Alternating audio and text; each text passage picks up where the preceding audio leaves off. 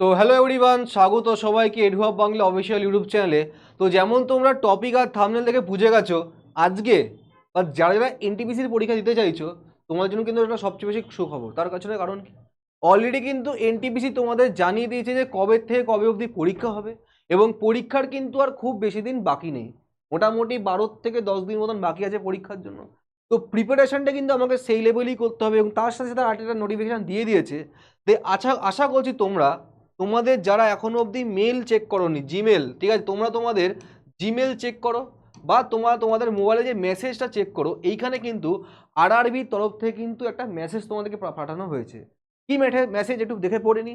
এখানে বলছে deer applicant, মানে যারা যারা ফর্ম ফিল আপ করেছো তাদের ক্ষেত্রে বলছে your application for CN number, এখানে ডেটা দেওয়া ছিল, আমি সরিয়ে দিয়েছি, NTPC graduate has been professionally accepted. তার মানে কি, তোমরা যে অ্যাপ্লিকেশনটা করেছিলে সেই অ্যাপ্লিকেশনটা আদৌ অ্যাকসেপ্ট হয়েছে কি হয়নি, বা রিজেকশন খেয়েছে বা কোনো সমস্যার মধ্যে আছে, সেটা কিন্তু এনটিপিসি বা রেলওয়ের তরফ থেকে কিন্তু জানিয়ে দিয়েছে। এবং এই সব মেসেজগুলো কিন্তু তোমরা ইগনোর করতে যেও না। অনেক সময় এমন হয় যে আমাদের খুব মারাত্মক রকম প্রিপারেশন করলাম, বাট যখন এরকম একটা মেসেজ এলো আমি ইগনোর করে চলে গেলাম, আলটিমেটলি কী হবে? পরীক্ষা দিতে যাওয়ার আগে তুমি দেখছো তোমার অ্যাডমিট কার্ড বেরোচ্ছে না। কেন বেরোচ্ছে না? কারণ তোমার অলরেডি যে অ্যাপ্লিকেশন তুমি করেছিলে সেটা কোনো না কোনো কারণের ক্ষেত্রে রিজেকশন ছিল বা রিজেক্ট হয়ে গেছিলো। তো এটা কিন্তু তাদের জন্য সব ক্ষেত্রে একটা কথা বলে দিই, তোমরা যখন রেলের পরীক্ষা দেবে, সব কিছুর থেকেও সবচেয়ে বড় হচ্ছে যে আমরা কত বেশি সিনসিয়ার। শুধুমাত্র পরীক্ষায় ভালো মার্কস পেলে হবে না, শুধুমাত্র পাস করলে কিন্তু হবে না, তাছাড়াও কিন্তু প্রচুর স্টেপস থাকে।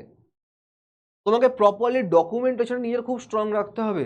এখন একটা কথা ভাবো, যে ধরো কেউ পড়ছে, প্রিপারেশন করছে, তার হয়তো বয়স শেষের দিকে, প্রায় 35 বছর, 32 বছর মতন বয়স আছে, তার হয়তো লাস্ট অ্যাটেম্প, সেই লাস্ট বারে পরীক্ষা দিতে পারবে। এখন সেই ব্যক্তি যদি কোনো কারণে এরকম মেসেজগুলো ইগনোর করে যায়, সে হয়তো কোনো না কোনো ফর্ম ফিল আপে ভুল করেছিল, আর যদি সে খেয়াল টেয়াল না করে, তাহলে কিন্তু আলটিমেটলি কি তার যে ফল বা তার যে খাটনি সেটা কিন্তু বৃথা যাবে। যতদিন না আমি জয়েনিং হচ্ছি, যতদিন না আমার জয়েন হচ্ছে কোনো অর্গানাইজেশনে, ততদিন কিন্তু আমাকে ফলো আপ রাখতে হবে, ততদিন কিন্তু আমাকে সব কিছু নোটিফাই রাখতে হবে। তো তাই জন্য কি তোমাদের এই জিনিসটা জানিয়ে দেওয়া, যে তোমরা যারা এখনো অবধি তোমার অনেকে ভাবতে স্যার এটা ফেক কোনো স্ক্রিনশট আছে, যেটা কোনো ফেক না ভাই, এটা আমার নিজের মোবাইলে মেসেজ এসছে, আমার নিজের মেলেও মেসেজ এসছে, আমি নিজে কালকে রাতে রিসিভ করেছি, আমার নিজের মেলও এসছে, এবং আমার নিজের মেলও এসছে, প্লাস এসএমএসও এসছে, ঠিক আছে, এসএমএসও এসছে। তো তোমরা যারা এনটিপিসি পরীক্ষা দিচ্ছ গ্র্যাজুয়েট লেভেলের, তারা কিন্তু সবাই কিন্তু মনে করে চেক করে নাও। আরেকটা কথা বলে দিই, যারা এই বছর চাইছো যে এনটিপিসি পরীক্ষা দেবো, এবার যেহেতু গ্র্যাজুয়েট লেভেল এসছে, এরপর তোমাদের আসবে আন্ডার গ্র্যাজুয়েট আসবে, তো যারা চাইছো যে এই বছর আমাদেরকে সরকারি চাকরি পেতে হবে, মোটামুটি তোমাদের বেসিক বা ফাউন্ডেশনটা অলরেডি কমপ্লিট আছে, শুধুমাত্র যেটা চাইছো সেটা হচ্ছে প্র্যাকটিস, প্র্যাকটিস আর প্র্যাকটিস। তার কারণ দেখো, মক টেস্ট তোমরা দিচ্ছ, বাট অনেক কিছু এমন জানো যে ধরো আমি কোনো কোশ্চেন, এটা ধরো শর্ট ট্রিকে আমার সলভ হবে, বাট তুমি সেটা লং ট্রিকে করছো, কেন সবার পক্ষে সব জন্য সম্ভব না। তার জন্যই কিন্তু আমরা যেটা নিয়ে এসেছি, যে target railway NTPC exam 2025 practice batch. এই প্র্যাকটিস ব্যাচের মূল উদ্দেশ্য কি? এই প্র্যাকটিস মূল উদ্দেশ্য হচ্ছে যে আমরা এখানে 5000+ কোশ্চেন সলভ করবো।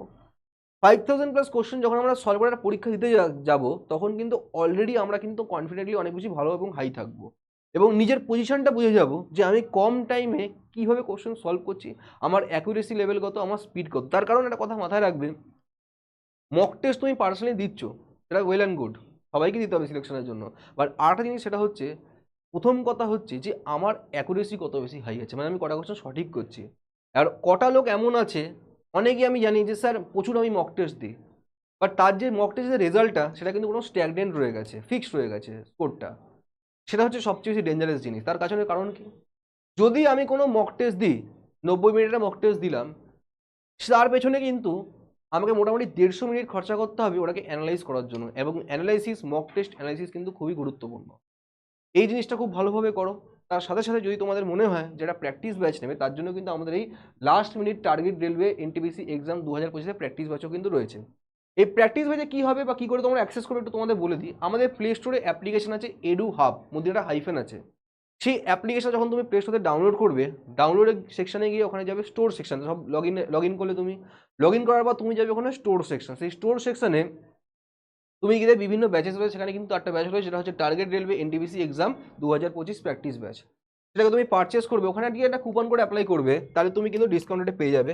ডিসকাউন্ট রেটটা বলে দিই তোমাদেরকে, প্রাইসটাও বলে দিচ্ছি। কুপন কোড অ্যাপ্লাই করবে ইডি 235। যখন তুমি কুপন কোডটা অ্যাপ্লাই করবে ইডি 235, তুমি এই ব্যাচটা 499 তুমি পেয়ে যাবে। যেটা একটা রিচার্জও, জিও রিচার্জও আসে না। তোমাদের এই কারণে প্রাইসটা ডাউন রাখা বা প্রাইসটা কম রাখা, যাতে সবাই কিন্তু ব্যাচটাকে অ্যাক্সেস করতে পারে, সবার পক্ষে একটা ফাইন্যান্সিয়ালি তাদের প্রবলেম কোনো না আসে, কোনো বার্ডেন যেন না হয়। তো আশা করছি এই শর্ট নোটিফিকেশানটা তোমাদের ভালো লেগেছে। কারণ এই জিনিসগুলো কিন্তু কি হয় যে আমরা কোনো না কোনো কাজের মধ্যে এত ব্যস্ত থাকি যে এই ছোটো ছোটো জিনিসগুলোকে ইগনোর করি, বাট এইগুলোকে ইগনোর করা উচিত না একদমই।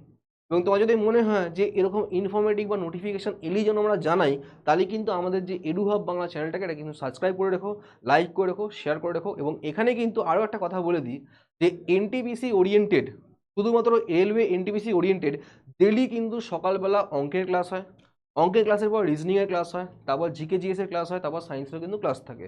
তো এখানেও তোমরা প্র্যাকটিস করো, এবং তার সাথে কিন্তু এক্সট্রা আরও কিছু কনসেপচুয়ালি বোঝার জন্য প্লাস প্র্যাকটিস করার জন্য কিন্তু তোমরা প্র্যাকটিস ব্যাচটা জয়েন করতে পারো। তো আজকের জন্য এটুকুনি, আবার দেখা হয় পরবর্তী কোনো নতুন ভিডিওতে। Ta-ta, thank you so much.